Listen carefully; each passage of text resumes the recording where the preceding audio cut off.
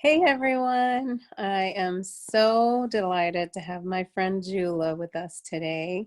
Dieula and I have been in each other's lives for over a decade, hard to believe. But um, we have walked through some interesting things in life. And I'm so grateful, Dieula, that God connected us years ago. You are such an encouragement and a joy to know. And so I'm grateful to have you in my life. Thanks for Um, having me.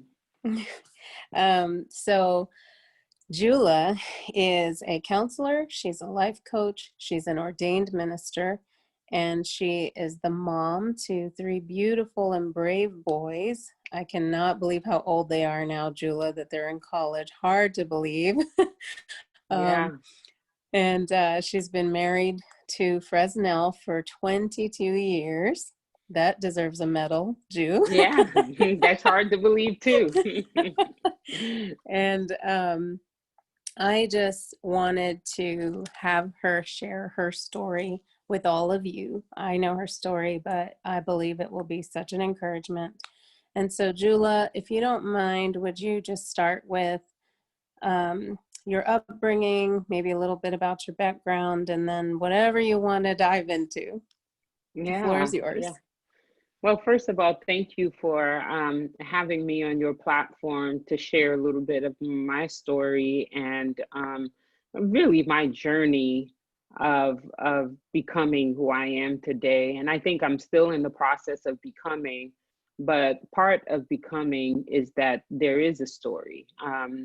And so I was born in Haiti. I grew up in New Jersey. And I've been living in the Texas area for the past 16 years now. Um, my parents, I have a story that I thought was very unique, but when I came to America, really when I came to Texas to live in Texas and started interfacing with different people, I realized that my story wasn't as unique. My parents left Haiti soon after I was born to find a better life outside of Haiti. They landed on different Caribbean islands like St. Martin and Anguilla and some other islands, and eventually made their way to America. Um, and that journey took them about 10 years. So right after I was born, they left, and 10 years later, I met my parents for the first time as an Mm. adolescent. Um, and so we moved into New Jersey when I was 12, and it probably was on the top three most traumatic things that's happened to me. um the just moving from what you know, who you are, to a place you don't know. Climate is different, people are different, the taste of the food was different. And so everything was different. I was isolated often and scared often and frightened often, and kids were mean and cruel. I mean, you name it. um I had it, or I experienced it growing up in New Jersey as a brand new immigrant. Um, the one thing that I believe saved that season for me was our participation in our local church. Our local church, we in our local church, we were able to interact with other young adult Haitians who were going through the same process. We had youth group, we had, different events, different joyful events. We had the protection of the local Haitian community. Um, it was fun. We had a good time. We learned Bible. We learned, how to do different things. We learned how to survive in America because of that community. Um, and it was all good as long as you followed the rules. Yes, there were rules. Our local church was a typical Baptist church, where the rules were, you're not wearing pants, you have to wear skirts. all male leadership. You know, women would lead like children's services, or other women's groups, but never fully in areas that male led. um you know, we would lead, women were allowed to lead like worship service, or even maybe some prayer services, but never, you know, from the pulpit or anything like that, to preach or anything like that. So it was very male centered, um, and rigid in a sense. Our parents were scared to death of everything in America, so they didn't allow us to do Mm. anything. We couldn't participate in sports. We couldn't have friends over. We weren't allowed to make friends. You know, they would often say, our family is they're our friends, our brothers and Right. sisters were our friends. They did not allow us to make friends. So that kept us pretty sheltered. It kept us confined within the boundaries of the church and the boundaries of the home. You know, there's this joke that Haitians make, um, you know, often on social media, that Haitian parents give you permission to do three things: l'école, la caille, l'église. School, home, church. Yes. Those are the three things that they give you permission to do. If it falls outside of that, you know, you're in trouble. And so that's what I did, you know, l'école, la caille, l'église, you know, school, home, church, and repeat on rotation. And until I left for college, I knew I wanted to go to college. Um, the other thing that saved me was academic. I read. I was a voracious reader. I loved reading. I would find myself lost in books because I wanted to escape my reality. My reality was challenging. It was hard. We lived in a three-bedroom apartment with eight people, one bed bathroom to share. And so it was hard, and I wanted to escape my reality. School was hard, home was hard, everywhere was hard. Church was somewhat fun. um so I just read a lot. I read all these little teenage romance novels, and you know, and just falling in love with the main character. Of course, the main character was always this white boy from like the middle of the mid south somewhere, but I didn't care. I just wanted to escape my reality.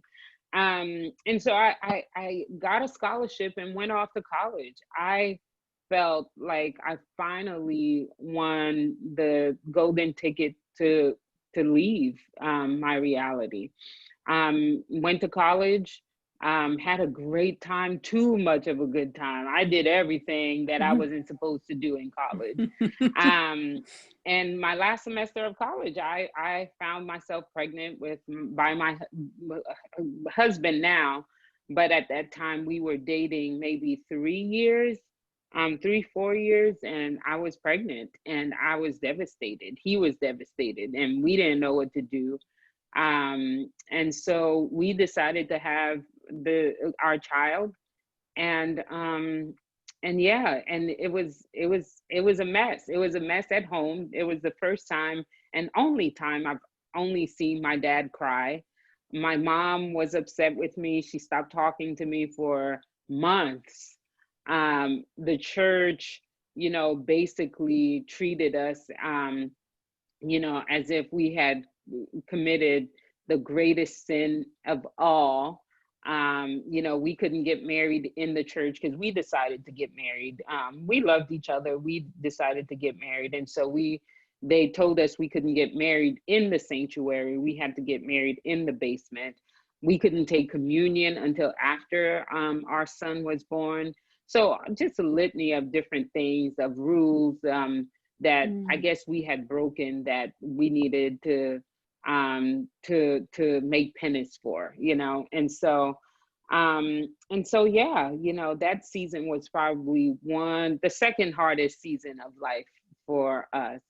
But we pushed through, and we had our son, And then years later, we had the twins. By the time I was 25, I had three under three, and Oh my so yeah, goodness. it was hard. Yeah, so that's a little bit of my story. That's the overarching, view of the story, the beginning of the story. And so, what would you like to tell others today who may find themselves in a similar situation? You know, there are people all around us who are still in very legalistic circles and feel so isolated. Having Yeah. walked through what you did, what would you like for them to know during this season? Yeah, I think you have to know when you have outgrown a community, Hmm. and when the community no longer serve a purpose for you.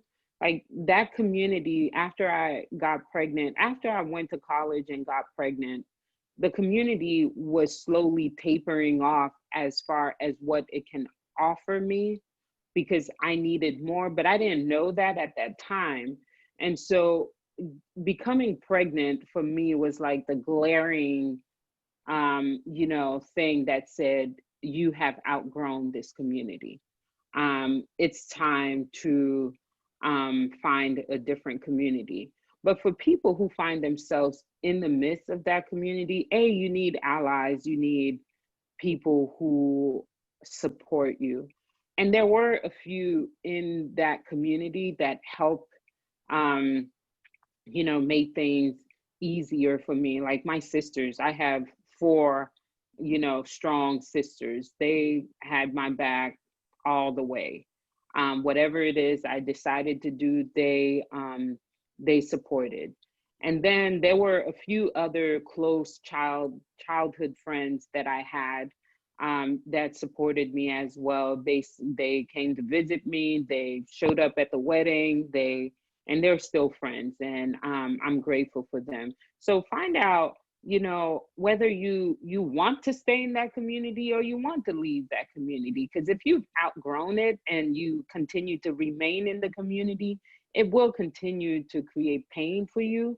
And if you want to stay in that community, you need some allies to help you survive the community. And then three, I think knowing who you are and knowing um, where you stand firm on, knowing what God is calling you to do, to be, how He's calling you to be and to do, will be crucial to what you decide to do with the community.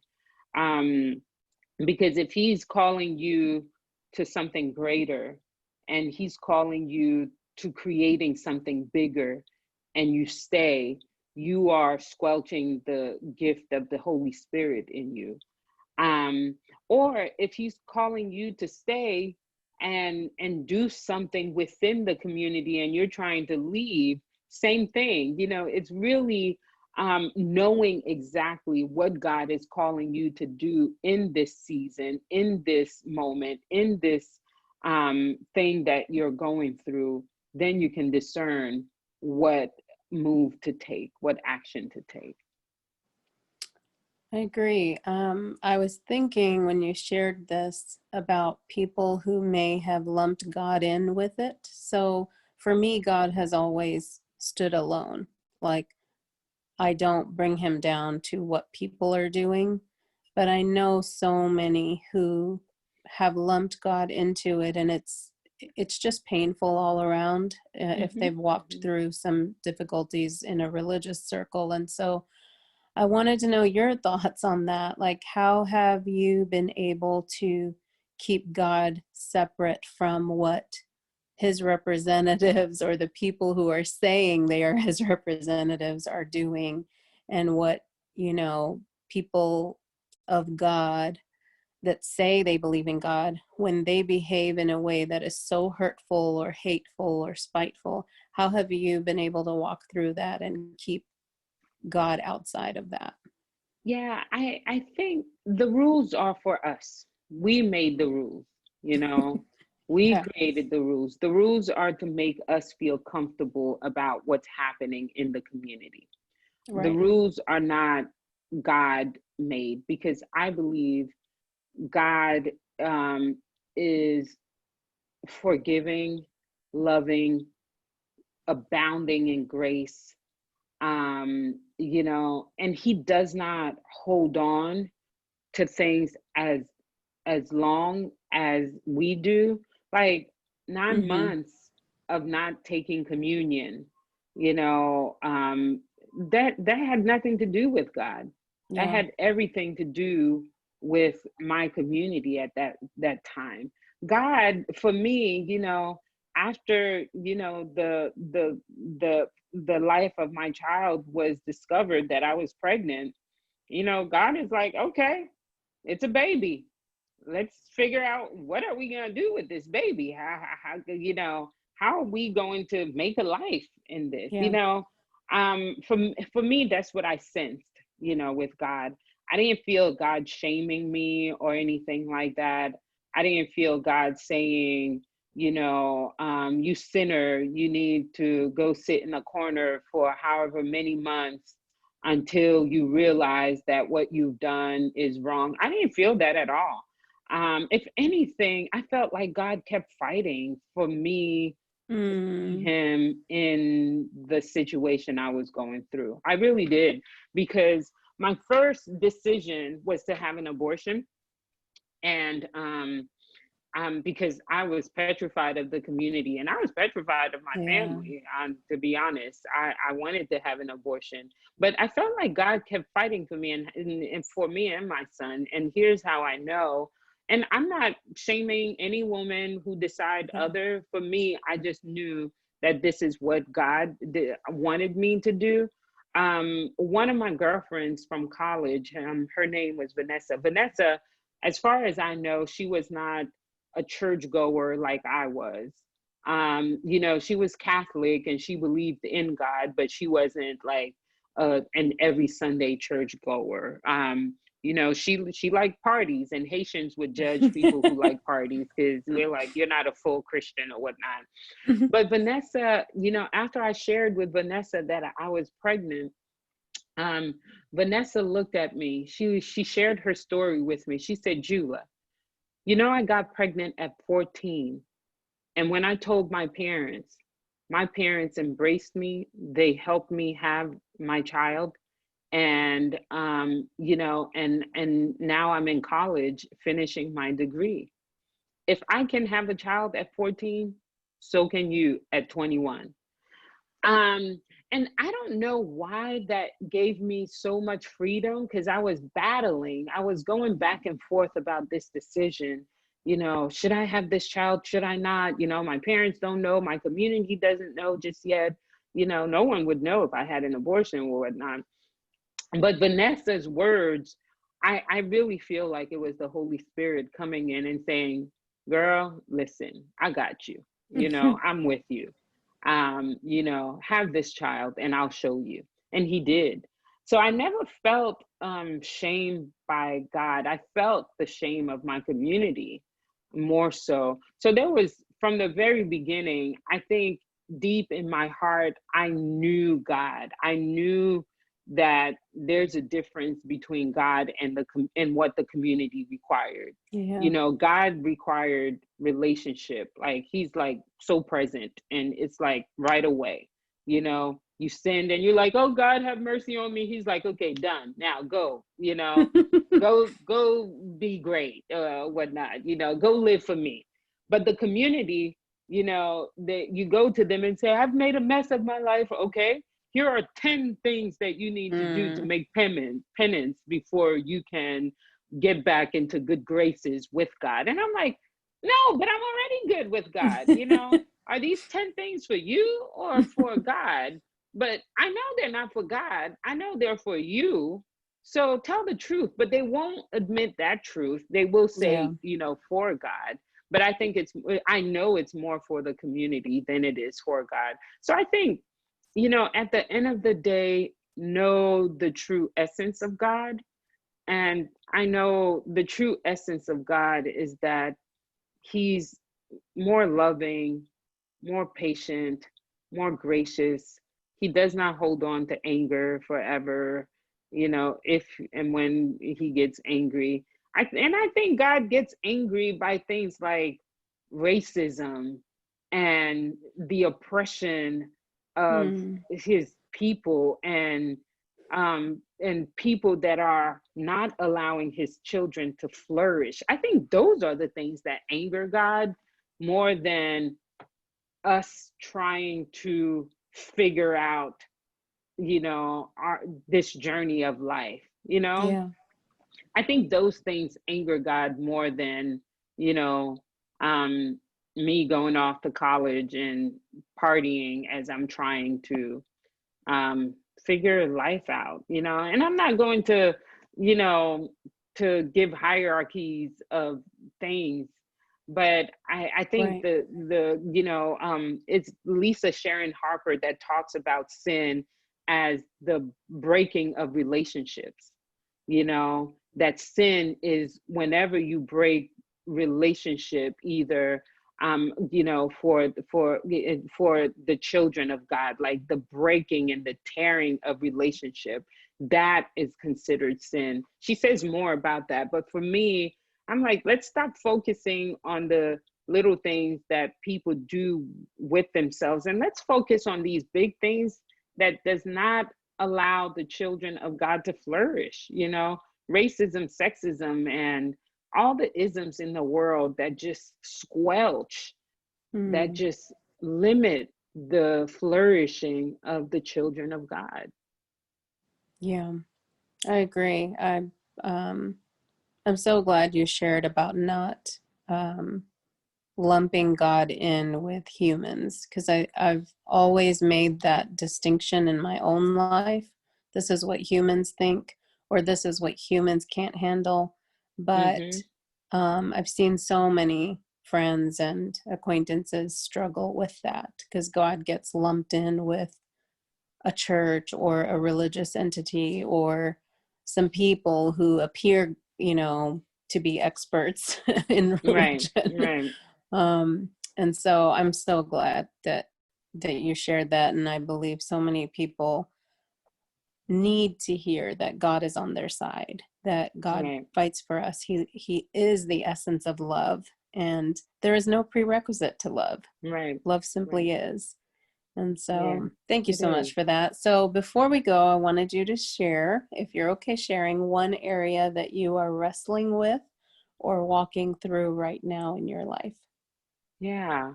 I think that for me, it's transitions. I'm in the thick of all kinds of transitions. Our children are out of, school, grade school and whatnot, and they're off to college. My oldest is finishing his last semester of college, and our twins are starting their second year of college. um, and that transition is painful. It's Mm, hard to watch them become their own outside of us, and so that one is definitely hard.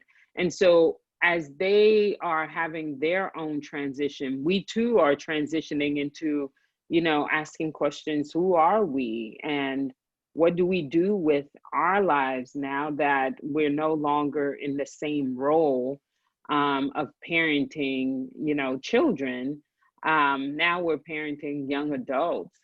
And what what purpose does God have for us in this season? So those are some of the things I'm wrestling with, and we're coming from a season of lots of loss and grief in our family, and so you have mm, transitions in the midst of grief, in the midst of loss, and it makes it a little complex.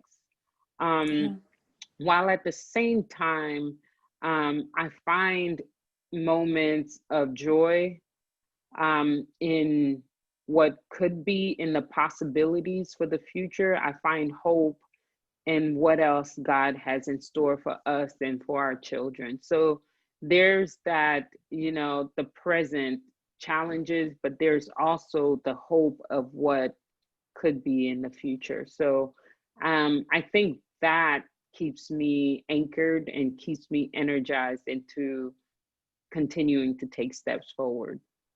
Hmm. Yeah. Well, before we go, would you share your websites and all your information that people need to stay connected and see what's happening with you? Yes. So I will be relaunching my website very soon, but right now it is deulaprevilon.com, Dieula Previlon, Prev as in Victor, ILON.com. I'm also on Instagram. The handle is Dieula P. Also, you can find me on Facebook, Dieula M. Previlon.